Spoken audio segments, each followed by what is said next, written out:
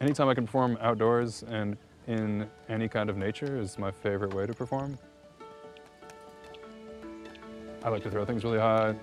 I can throw things higher than most of the ceilings in the theaters, so having like infinite space here always just feels a lot more liberating, and juggling as an art form and as a technique is kind of an endless well of possibilities, so you just get to this point where you're like, I can do this forever, and it's like music. There's an infinity of things you can do there, and I like to just wander around in that infinity and pluck little things that I like, and if I can curate those in a way that people like, then I'm really happy.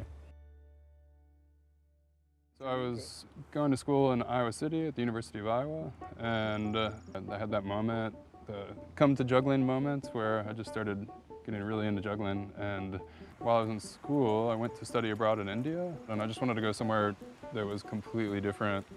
That summer, exactly perfect timing, the European Juggling Convention was in Germany. Just really serendipitous. I went to the European Juggling Convention. It was my first time outside of the US, and from there, I saw people in Germany that were street performers, and it was like, wow, I guess you can make money just juggling and street performing, and that, growing up in Iowa, no one tells you that, or you don't see that. That really changed everything for me. I've done like performing at museums, performing at dance festivals, street performing festival in Dubai, the Great Bombay Circus in India, the 400th Jambu Savari event in Mysore, India. Went back to the US, went to Oregon, moved out, and I flew to Paris and was just like, I guess I just live in Europe now, was kind of the idea. Have a circuit was kind of always the goal. Like, okay, if I do Edinburgh every August, then I could have a little time to explore Brussels. And then maybe if that wasn't going that well, I knew I could do well in Milan and Italy. And it was a pretty wild lifestyle. I did that for about 4 years, although Iowa has always been a home to me, and my parents live here, so I've always come back through every year. Both of our kids are very excellent at what they do, juggling and flute playing, and he told us when he grew up, he wanted to work at McDonald's and ride a horse to get there. That was what he wanted then. So thank goodness that didn't happen. So I'm originally from outside of Donaldson, Iowa, in Montrose on the Mississippi, and my family has always been extremely supportive of me. I've been really lucky to have that. I think a lot of people don't when they're telling their parents they're going to go into the arts in any way, but especially when they tell their parents they're going to be a juggler or some kind of unusual circus performer, it doesn't always go that well. Ladies and gentlemen, please welcome Mr. Bangert. He juggles unlike anybody else. He puts a lot of art into it. He's had modern dance, and so he does really interesting things that other people don't do. Well, when he was in Scouts is when he started balancing things. Balancing kind of led to juggling and that sort of thing. And I think really it was when he was in college that he got into more performing, I think. Juggling was the main thing in the beginning for sure, but I started to just be like, what if I learn every circus discipline that I possibly can? So I started it's like, okay, I'm gonna try to do handstands, I'm gonna get a tight wire apparatus, I'm gonna unicycle, fire breathe, do torches. Well, the sword swallowing, I was not happy about. He had a little circus in Iowa City called Cirque Stupendo, and his friend did sword swallowing and other odd, unsafe things. So then, when he was in India the second time, unbeknownst to us, his friend gave him the sword to take with him, and Luther taught himself to swallow swords while he was over there. And we didn't know it until he sent an email. The subject was, great news.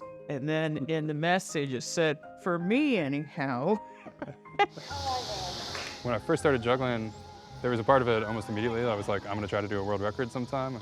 So I was going for 6 balls while swallowing a sword, and you have to do a minimum of 5 seconds. And I got just below that, so I pivoted to do 5 balls and beat the time on the current record. The current record was 5 balls juggled while swallowing a sword.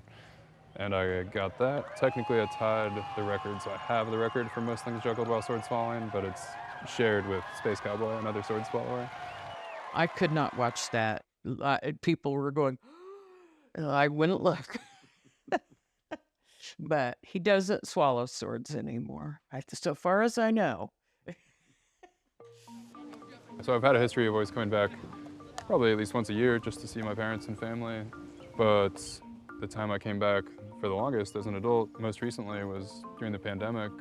My fiance Alexi and I were living in New York, and the pandemic hit, and a couple of months in, we loaded everything into a U-Haul and drove it across the country to my parents' farm, originally for 6 months, and then it was like, well, it's still the pandemic, so another 6 months, and then turned into almost 2 years. After being at my parents', we found a place in Iowa City, and I ended up for about 1 year and 3 months. I worked at the post office as a letter carrier, and in that time, I got a grant from the Iowa Arts Council to make a new show.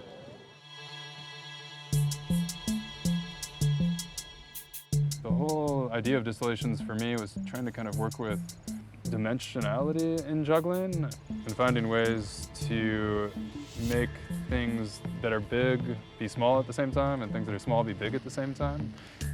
Yeah, so that's the band shell here in Creston, Iowa, and what I'm really into is the projection goes onto the back and it kind of curves across the space. And I sent a photo of this last night to my friend Mark, who did the video also, and he was like, hey, it's like you're performing inside of a juggling ball. And I was like, yeah, that's exactly what I'm going for. So I feel like the show is kind of about me going inside of a juggling ball, so it feels perfect. Always feel just insanely lucky that I have a thing that I love so much to do, because something that I've realized is like not everybody has that, and it's given me a lot, and that I have this thing I can share with almost everybody that I can use now to try to bring a little more of like a deeper message and a concept behind the shows that I'm making instead of just a wow factor.